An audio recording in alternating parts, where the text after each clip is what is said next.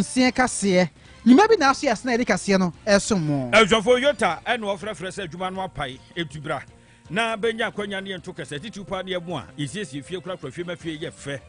housekeeper for no madam Roma mo nche no so pa wunim so obetuma ye adwuma no de abrantentem kura de fu adwuma afi yemu a ye waiter bia da ba wunim sefo wa ye ho adwuma pen kakra no a ebi kura no anye bi dampo kura do betumi e de no mo bia take mo atumi akonkan for receptionist yemu a ye welcome no am Edinburgh fun kaye no mo kanta tro no so aben pa wo mu na nim se wo ahofama e wo chidie so betumi ayode a yota se ye to won krahu sententem so brada ba je adwuma no ye so eni maduane no a ye frɛ ni kuku fo no so mo ka ho a ye to nkra e de afra mo afi bambo fo no so mo ka ho bi yota ene frɛfrɛ wo so wo adodode ye fa no se ye de boa wo pia wo amadwuma obedi nyina no watumi adiama bibia akoyi doma bro no bebre se chia ba no de bebre edede eso asene number ni efre yota fo adwumre ya we want to me to kese amatofo man 0501 499 432 0501 499 432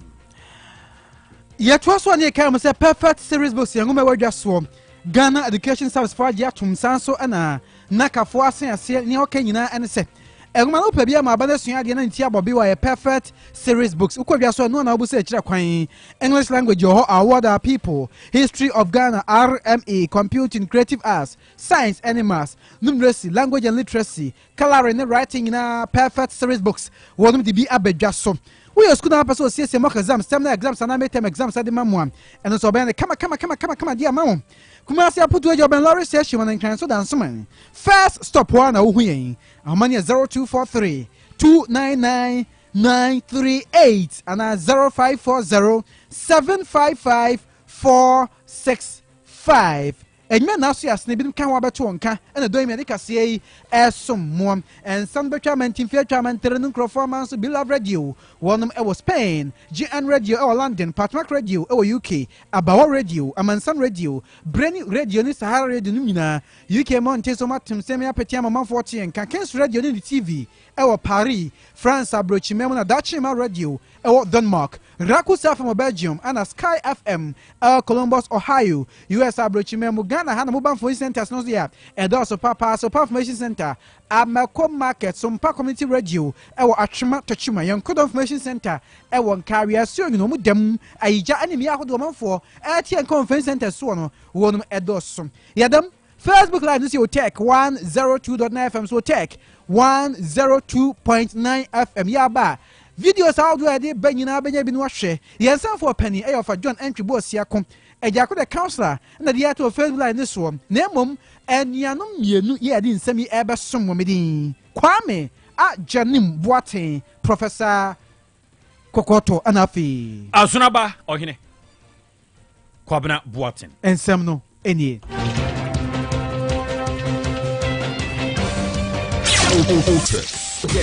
Otec FM 102.9. Don't touch that dial. Ghana Mampani John Dramani Mahama Guso aswafo no be yedwo na bemu bondia na amamra ni amane akwa so mra kwa so no se odin ba na osa okọ adoso abedwa kwa nim awo mra hye fie no mu do so nyina wie no mu se wo sefata se obesom Ghana manya na afi wo makwa akoto so aba awo mra hye fie o mu tun nyina wie no mu gi utuma afei ana na Ghana Mampani ma so afne ma so a kire Ghana fo nyina se adwuma na wo ye no obeye no asom Ghana man sompa na ye ka se aswafo binim wo ho no mu a okọ adoso abedwa kwa no anim no won nyema akohye no ma sabre de waje o matum ti no se onum ye enhye no wom sai ma ye enhye no ma ye ka se de wonum asai a kire Ghana Mampani Ghana fo nyina Dr. Keswa to Forcing on finance minister sabre de e was so aba finance minister Ora Dominic Ayine obey attorney general Ministry of Justice ho an oba be adwuma John Jinapom enso ekwa asem hwe ahonene ho nsam so ana Ora Haruna Edrusu enso ekwa ngomasua asoye no so Ora Eric Opoku wonu so wram asoye hwe arekacha ani enuane ho nsam so se kua wona be hwema kua kwaso ma anyimu ana governance Kwame Agboza wonu so ekwa asoye mo hwe yen kwan ya kwantempon ho nsam so na dwumade no ase na Ghana Mampani John Dramani Mahama Gbamane se o mu gidi pento obo oni no sra mo mra me ye dwuma mua e ma Ghana mantumpon na mamu a wasaba de tosumi no enya akono bira ogina simpie so o kasa nsem bi odi tudwa enie I've just sworn you in the first 6 ministers who are responsible for perhaps the most critical sectors of our national life, especially economy and the energy sector. In economy, the people of Ghana are looking up to you, Dr. Forson, to reduce inflation and make life more affordable, reduce the cost of living. The Honorable Minister of Energy, Mr. John Ablai Jinapon, Ghanaians are looking for stable and efficient power supply. They are looking to you to accelerate our upstream and downstream petroleum sectors in order that Ghanaians can reap the benefit of the potential that God has given us. To you, Mr. Eric Opoku-Agric, Ghanaians are looking for food security, and they're looking for cheap and affordable food to fill their stomachs. To you, Mr. Govans Abuja, you probably have one of the most difficult jobs. Everybody in Ghana is complaining about bad roads. You have the duty not only to maintain existing roads,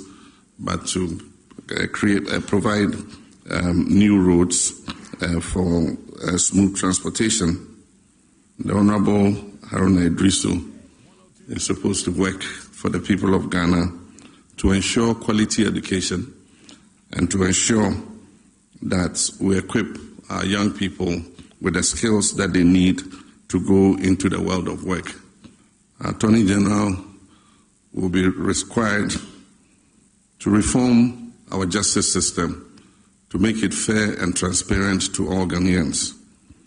You'll also be responsible for holding people accountable and making sure that the sword of justice goes after people who have misappropriated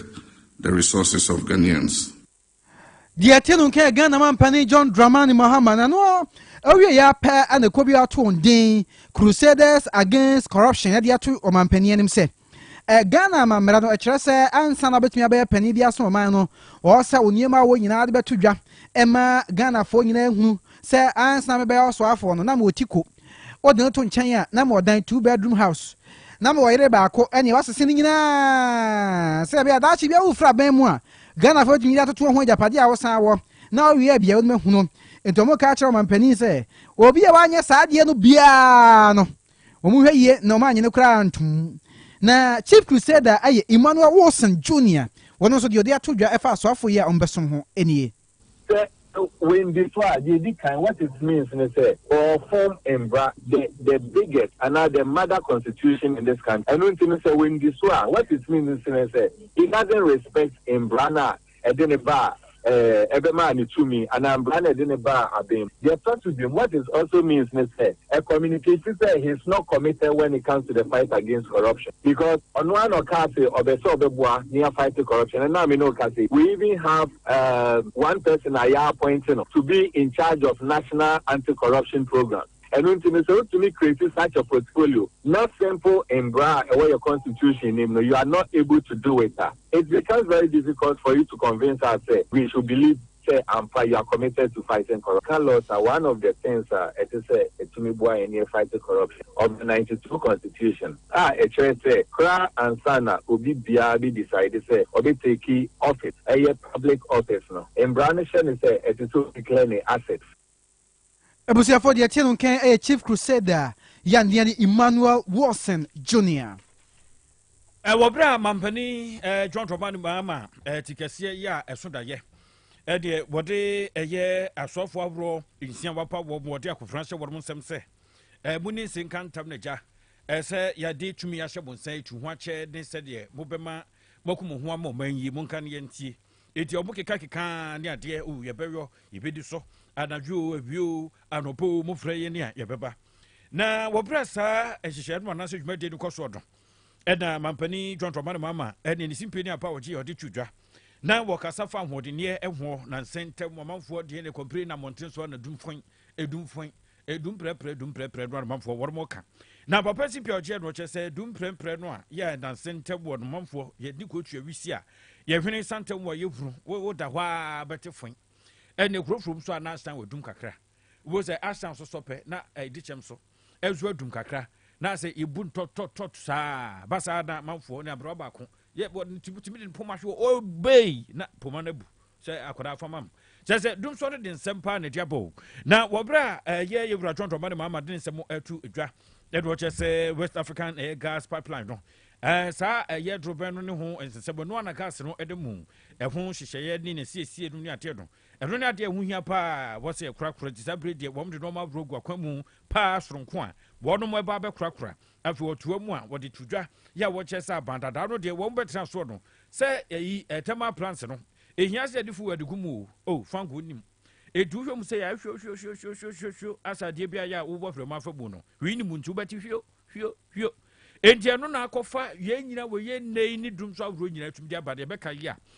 bani gyina pa ya pa no so ahode ne bo be so fo pani onda don wo chi si pani apa opra ne vete no de tudwa chese kufuado edi na ba no de wo mu amfafu wado ogum enti ama no ma no ayya gom a ade gom na mama to so no enu ho chese ayi sese de o ya ntotoye ye dam kradum so no sesa kura sesa ne hyebre sesa na kwakura na bo magana ye ho atumi aton edi ese de afuade ye de bi egum anase de egum kura dada ama bibia ekoi na sisi bia se fata bia no ye de egu akwamu obo eye ebu ginapo abaso so no so eba ya oto na ni ehuru se o hawse ni amane wo ho enti ye hwede ntumi so ado ne ntie se de mampani John Dramani Mahama odi hwebo no tudwa. Many hydra-headed problems threatening its very survival. Already we've been at work since my first day in office to tackle these problems. Indeed, you elected us to confront and resolve such challenges. As you may all be aware, the previous government did not work to ensure the smooth running of the energy sector by neglecting to arrange enough fuel to power our thermal plants. This was important because of the known scheduled maintenance work that was to take place on the West African gas pipeline, which is responsible for bringing in significant gas for the thermal plants that we have in our eastern enclave. Through determined efforts, I can report that we have now averted the looming threat of power outages and began delivering fuel to the thermal plants in the east in advance of the shutdown of the West African gas pipeline. Piafo, I need Mampani John Dramani Mahama say Ghana for how Cassie Tipa Yapa dear so pardon, opening in penny for Guacomua in the economy. Afia Comra Shabajafi. Na Wamrashabajafi appointment committee. Woma Jumane says or Mampani bo so for obedience obedience or Mason, no so mudoso do Suno Musin Panaba. Now draw money ma Omabusa and Sembia mo yano. And not begging us watch and power bet me as some and answer on to me some. Bakwa Quadra appointment committee no any more or swap for a nay or Mampaniabo needs of a corner share a year a good dear affair agri business a home some so or my moon and a ban for the human so no one a better swarm. Nidino any Elizabeth of Fosu Ajare. Now, Quadra no Mubusa near Mars, Ghana, Yebuama, and for the University to Pon Obama, yes, say. So, man for discovery from Crofama, so be Ragana, Maimuna, Juma Pama, Ghana, and Yason Faso,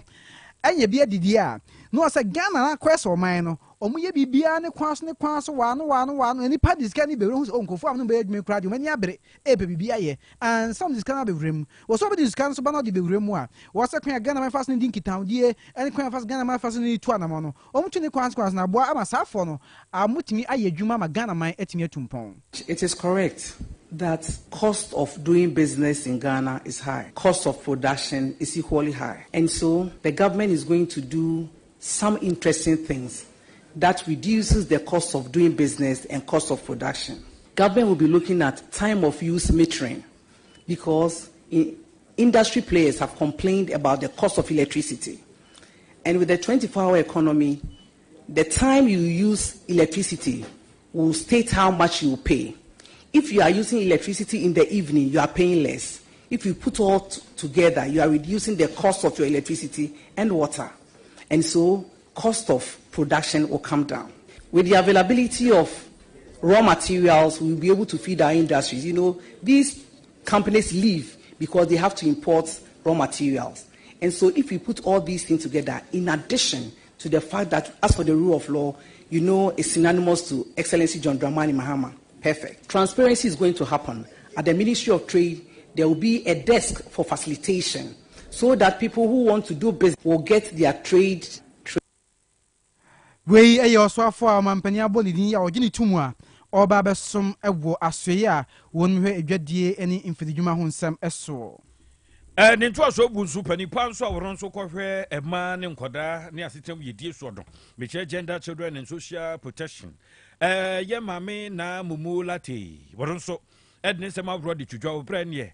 ye mpanifo frɛ no na 70 committee nanim no wodi twudwa no kyɛ sɛ ebrɛ no awiedu sɛ maternity leave oba ya wo ye adwuma no wo na wo kwa ahomgye sɛ bia bo no nti was what ten feet kakra na adwuma no de man modon sanse hyeri nyina no ye hyehye ye na nisu ade hunu ma pase wo betretre mu pa sanse nkura na asem ma no ebre no esua ketwa se wo singlet edu obehwe de hyehye afro de egu afam ese ye kan no woni atwobro ni apia nkoma mpani foto do ahyase a wo mu de nkomobɔ de ahyehye so de wo mu mani abre so mpɛ so mo koma ma de nkwada no wo no mo eto kese pa afi CSUs afro no so me kyerɛ civil society organizations wo no mo ato kese pa se yebeboa na 3 months no yetumi atitim na akɔ enkane pam na wo kyerɛ sɛ ehia sɛ wo sɛ kyɛ enye kyɛ kwa sanse kyɛ no sɛ kyɛ sɛ yi a mabofo no anase ma no obata no nani tumi ku akoda no ho yese ne sɛ fata ɛno kra nkamfo no a wo no obata no so benya brɛ na wo siesie no ho yie na so ahwɛ no ho yade ama no ho awese na tumi aboa na wo kyerɛ mu sɛ yade a ehia sɛ ye di bosome miensa ka ho sɛ ɛtre tre ni swa osi swa pa ye de tre beka ho entu oka cha adwuma wura no mu se wo betumi amobi 6 months ya fama no no mfa ntre fie no hwa akoda no ma hoto dwumi mra na woka esan so to aso kire se ye paternal one no ye mema de no so ewu hia pa se de be ya se be ma de so ye de ma no so koka ne yire ho akon be fa so hwa akoda no e so ya de ehu ehia eti ho aba hia se wo se wo de mpanifo atwobro ni apia ko nyame ya domo a wo ron betena se ne ya san hyehyɛ no na boa or are still advocating for paternal leave. And if it is important for them to take a break to support the family, then it is more important for women to have a prolonged period, not only to take care of the children, but to also properly heal. And so as an employer, I will encourage you that if you even have the opportunity to take care of 6 months, please do that. But there are other ways on a more serious note to do that. You know, creating daycare in the company that makes it child friendly for the women to bring their kids there with a little support from the company or the organization so that they don't have to be worried. For a year now, Momo Lati, what don't you know what's for? Ya wokohwe enkwada sitremu yedie ma sitremu yedie so edi nipa bambo so no ene de ahye ne sa na woto so bio ne nsema brought twitwa na de ya eno eye Ghanaian family values no eno so de ho kyerɛkyerɛ brought the trust so ya wo kyerɛ sisi ye de beka adesuanwa ye friends curriculum no ɛho hyehyɛ brought no ɛwo se de etemu papa na de frase ama nkwada no abɔse ne wo mu ahyase ne mu kyerɛkyerɛ no bɛboa na ahya akwada no ma tisuahunu obeye no yade a betumi aboa don tinyame ya duma no se be ne mra wobnya betene dwa so se kukuro ye be ne mra dan atumi aboa. With respect to what the President Donald Trump has stated, I believe that I go by what the Constitution of Ghana says. A man is a man under our Constitution, so I stick to that. And a woman is a woman, yes, if you want it to be complete. And with LGBTQ, plus, I think that as the Constitution stands and as the voices of the people of Ghana has loudly declared, there's no way I can go contrary to that. I am a representative of them. And I think the President has also clearly stated his stand. And one of the things, beyond even the enaction of the law, one of the things is to also ensure that we imbibe it into our curricula. For Nipate Nkan, gender minister, na Momo Lati, and you Yako Mrashabaja fi bio. Dom come on Mrashabaja fi no kwa pai. Sabe don't say good tipa no so say hey. Na amampia abafu fro John Dramani Mahame Ghana mre nti obetun dia adwumani ne ebuzo mo say adede na esie no mo so akye nkyerefo akyere mu. Na nkyeremu ne ba no. Na mrasaba nyina odima okan Kwe Central Patrick Buama ana di dom kuma ma okasa na so di tu dwa nyina ene se Ghana mremu no ansa na omampani be pa nkrofo so no ne na tena ne wakoye adwuma no chance opa no nyina wie a Council of State abejefo to omampani fo sa nkrofo ni obi aso ne ban no mato omampani fo ho ansa mpo betuma adwuma no betuma adwuma no wo kire se ohwe omampani Presidential Office Act emra odi adwuma no section 4 subsection 1 no also nka omampani twema Council of State fo no eba wie ansa na pass nkrofo no no mu nyina de Council of State no gituma o ma sha say adwuma so besine Council of State ni ho and sa for also no omampani adwuma ni obom nyina di odum kwakọ adwuma no mu kire se de bi nya sa kra enti ebe ya sa edina omampani di abenya kontwensan no twema Council of State ni mra no mu kire se ye adwuma wie a o mu di na koto omanim ahun di susai anybody hu no ekwakoto nti mu kire mu a omampani tietie Ghana mamra kase no so a eni kwan so omampani etusa na mo no President shall appoint such officers in consultation with what? The Council of State. We as a minority believe that the President has acted in breach of this act or the provisions of Act 463. And we are requesting of the President to kindly withdraw this letter and act in consultation with the Council of State, which is not in place. At best, this letter could have been issued with a paragraph to state that these appointments are being made pending the composition of the Council of State and that they will be regularized in conformity with this act. Don kuma umra sabaje fi na to anka do jinam kasa de ma mo umra sabaje no gina ho e de ma de show kan kai centura ora Patrick Buama ekyo ba ko a wo mu atu om na su agirom na nkroma so se ade frese gadamse ye fomagudie tuo kwati kwan so odon wo mu be ko de tie pa ekyo ne coalition against galamse ene na wo mu ka kira ba no se brano adwedu sa ban foforo ya ba ye di sa ba no e be hwese pomasi brama pa betumi akọ ade ama na tumi apoapa de be ka ye free set to aba di ase ho sensem kan ye no akofomwa kakra ne senti wo mu ekamu hye sebe ya ba no be pre na betri penifo be hwe na yetumi asia no na ekuwe panipa se convener da wano Kenneth Asigwe Edward nsema bro de twudwa ya wo che se de ntimi ntia sa de yi ekuso koso ade achi ade sen ye se aba no aka na no atomu na se bebru se benya do ase ho anamutuo no aye mre pa se gapoha aye mre che se ase bo ba bi asabi wo se da tren kurokuma mu a no abobra no abre no awobedu e na ohwe ne breast no a aye se gogoso ase de ayo ato edu achese pedifo ke kam wo mo ho brei na no matumi ekoyi sanse obehwe no na entokwaku na ama no hombre so pedifo bi na tita tachire na wiafa na yade a enye kura nti wo mo ka ayimu pampe na wo mo timu bio mu a wodi tudwa chese na nsentem totoro so na afi obuase nam so ma akra wo mo ahwe mo kra nkwa no aburade a enya no bini eti yetimi entrance mane nkoba sento mo kai se be ka akra no a mampani John Dramani Mahama de tudwa se nafua wo ha na dunu ntamo de na sese wo bra de mesi adwa so kukuro do de na wo be hyase de ho dwuma eti wo mo ebo na ba so ka na sento mo ka no se emu eja no wo ma enere pa buruburu ni ntumi nko ti won de ebi mfiri bankum ebi mfiri nifa atwobro ni apianko bia mra meka bi na bibia nya nkan kro do che se state of emergency se yenka president kura declare ne sanke pe nanka ye de asojafo akogu site aforo no na emu ayire pampe se de be ya wo mu a efa kwati kwan so kutu fomagudie no ye betumi ati won kwan sisi aye ka say NDC for no take over from MPP for no e wo galamsey no say they are the same thing as here e wo 2016 2017 nti okun na yesi e kono de e wo yare na e de boyen ya sase e say yensu e say e ma omko a na omo ba no ma say ankola ne bi su ye be wo mo a o medi dem nti say ni hu say okun de enko baby a na yenim say abanya abaso sisi a no president no no e first one cra or sign a pact no na o hwe ne social contract ya one amanfo assign for 120 days na cra na number 19 no eye okun obekun against illegal mining no nanso o hwe se dia oye ne katasiche ye ode oral aba ene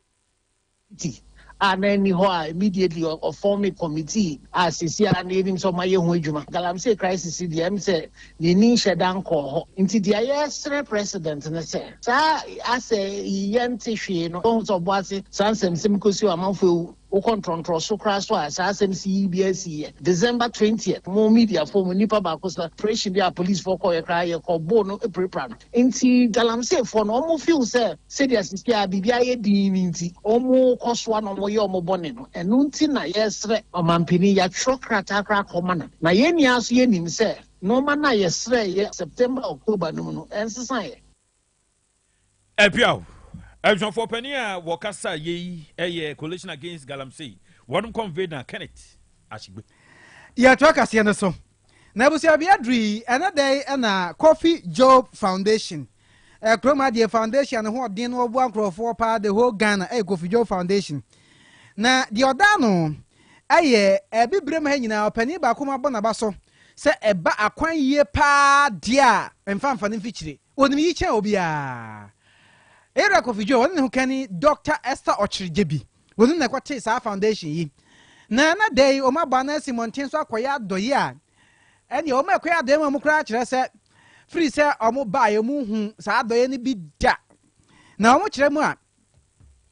se aje onsem ni na ne se yere Coffee Job ene hu kan Dr. Esther Ochiridebi o mo bana ekọ ayasabia akese miensa na o kwam ko yisika na o mo bo kire 1 million Ghana cedi no 10 billion o ana mo dia akọ che ayasabia yi na ninti omutu sa na mo nyina so mo kire mu a kofobia koja ya hwede da ho no a omunya sika ntua ka no makofie ene ka foundation mpanimfo akoma omba anan ekọ ayasabia hodo yi a eneyi won nakoya do yom ko ye tafo aban ayasabia saa so ndo wani kire mu ewo manhia aban ayasabia na omutu aso ekọ Kumasi South Hospital atonsu agogo ho no a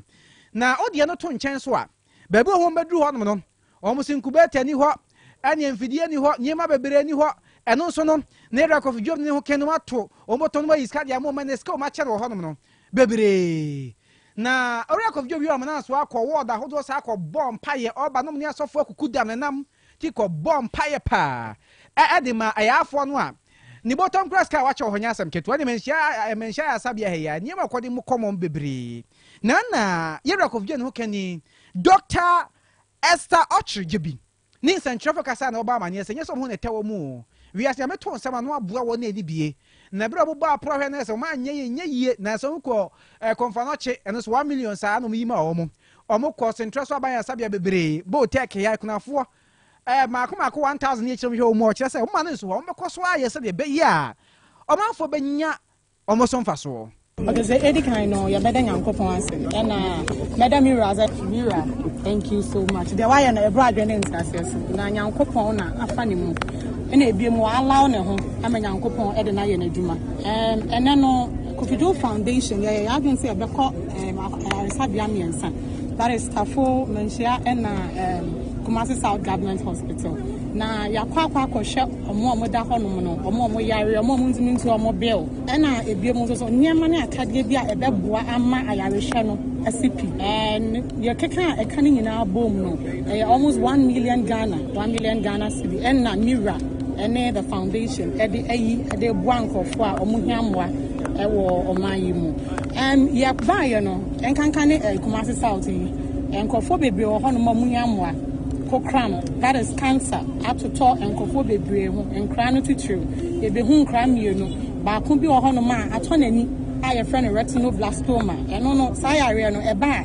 There was a beer cran any.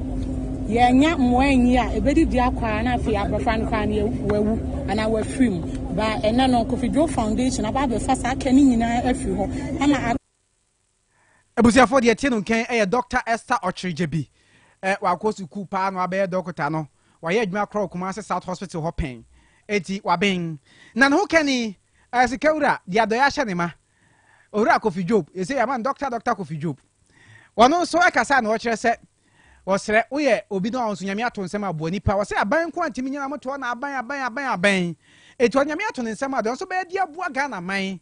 eni aban bi obebe bia obeye enti wona ani bie ayasa bia hodo ha hodo de omusu nyina okwa kakra no so betimi no waye na kakra no pone 1 million Ghana cedis no ena wo so no ho a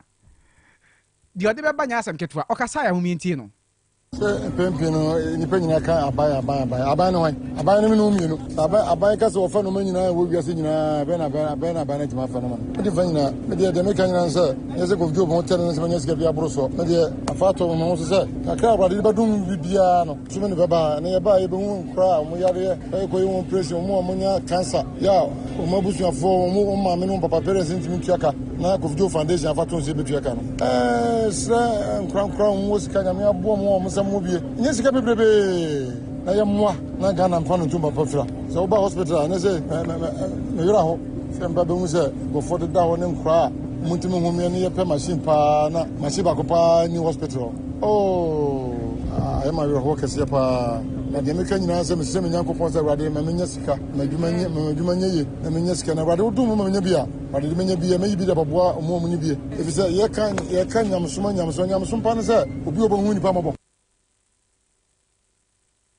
Ebusiafo eni ayeti ye eye yenwura Coffee Job na onu wie ya pe sa wodru menhia man asabia nurses manager eye Egra Faustina ajewa no say omaye adwuma no mfinhia pi na se pass o mte wona nipa ba kwa ba to ne botom sika twitwi die no ye mo musamfa kwa adwuma se die aya sabia na ba kwese BC da no nim se Ghana akra bi asise da o se skafo bu ho no mu a omo ba takusi mpa no mo die go no mo ko so papa yi ba ye o ka so iska mo kra no mo se papa enso this come hu sam papa no o ye obi enya o nyame nipa o nya nwa nwa nko for na evangelist Coffee Job no ne ho dwire no papa ma nsem bi odi twu dwabusia enie no krenya mianim ade amwa be ye wo ende no ye ho adwiri ye ebo ye adwiri ne ye nti aseso ye kan nyina ne se bible se wan na ma wo no awurade bribi kane a wan hye na namu wo se wa ye ma wu nua no na wa ya ma me asafo awurade nyanko enti a won ye di gina so ka se ene ade fefe a wa ba be ye wo manhia district was nyankopon on hwe so na one woni wabusua nyina kwasi wo 4th generation o ma munya se dua etimo asubonten ho a esu na ba e woni brem na haha empu da biara da onya musa ma o ma munhunu yaw munhu amane da biara da ne da o ma ne han no endi mu anim endi mu achi na entwa mu hu nhia ade fefa ma ba be ye se obonsam ewudina ho na ohwe na okase sa de we ye awaye nti ebia mefa kwati kwan bi so awia wo kwan bi so a ye ka ne hye Ebusiafo we nurse fo a wonum ewo menhia ban asabia de oda wonum anu ana wono nurses manager Faustina ajewa Eljonfo ye to aso na ye otumfo asante manzongu nkoso hene Sariki Alhaji Abdullah Ali Bari wodna rotum obo asensen sem we ne man homre so ma toto beka di pankron bo mu eto a ensie edo no wodna rotum pa ya bode etudwa wo ka kira wofo bi na femabru bi se ebraso sa wofo betumabrufo woni mu babru bi a wo obo asen potamo na se bia bi a na oturufuo se ba ya wo betumi aten ho afiri se sakasaka na se oye ne bi obetwe ho ade afiri mu odi sem tudwa de chem so ne office ho edmo fresh atwefo chem die ya wode atu dwase behwa se mpedimfo nso no ma ronwa kwamu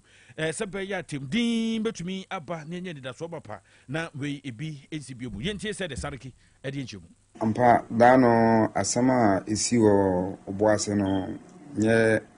asama ekoyi nti esre bia na youth na omo oboase no esro mo asam de asama ba eba eden dia informatico nti esro mo obi anya abotre asam de asiawie peinfo no mo mbehwe ma bibia de akoyi nti esro bia obi anya abotre ma asantere nyina ne zongo omo oboase no esro youth omo nya abotre esro mo adede asiawie omo na esro awofo no omo nya abotre nti bibia de ebe kwane kwanso Eljuane kura mo na wotumfo dwanto ahene na nasefa ye bosompem enso hobi odon so de nsema abro de to aso ya wo chese nkwan de wohia ejedru se ya yenya hweye pa se bribia de oye ne enkwantwa so beba no yentwe ho enfemfiri ho ye ho ne se nkwan de ho hia wo nkwan na wade na wiase ade bia open no unya botra se de zongo nkoso hene kan no onsa beka awofo no ɛturo bi a yɛmba no yɛntu ɔmo fo kakra yɛnom nyinaa na yɛde kokɔ ɛne ne yɛden ɛyɛ sesei mmeranteɛ yi a ɔmo firi mu yi obi anhwehwɛ sɛ ɔmo bɛfiri mu obi wɔ yere obi wɔ ma ɛna akɔba no sɛ yie nti ɛya nanso awofoɔ no momfa ɛyaw nkɔyɛ adeɛ bi a ɛde nsunsuanso bɔne ɛnasɛ ɔwene bi bɛba kyiri ɛnsɔfotufoɔ dwanto ahene nana sefa bosompem ɛdo no ensam no asi yɛnsɛm for penny of adwene ntwibosi akona dama no so kro gyan no ne de kase brɛm yɛ me kwame adwene boaten professor kokoto na afi asonaba ohene kwabena boaten yes also na nkai bo na eba na unofficial protocol officer for Kofijo Foundation kwame ejede boaten kokoto afa ka ho so di mame na yɛ Kofijo ni doctor saje bi ase ai ne nam rounds ne ade na efe mo Facebook na mo kɔ ai you know papa yɛ na wonu mase yɛ Kofijo ni ho keni Dr. Esther Jebi yɛde wo mase ne yakɔyɛ adwuma announcement ne ba yɛ maame adeɛ nyinaa mama 1